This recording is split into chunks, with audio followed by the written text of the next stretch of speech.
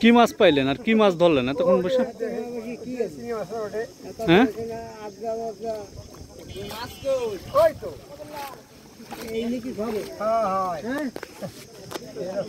কি মাছ পাইলেন এতক্ষণ বসে?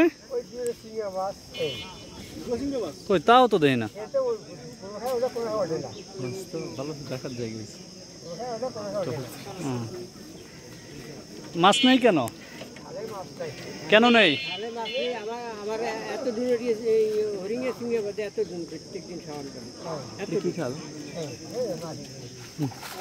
এখানের নাম কি? এখানের নাম কি?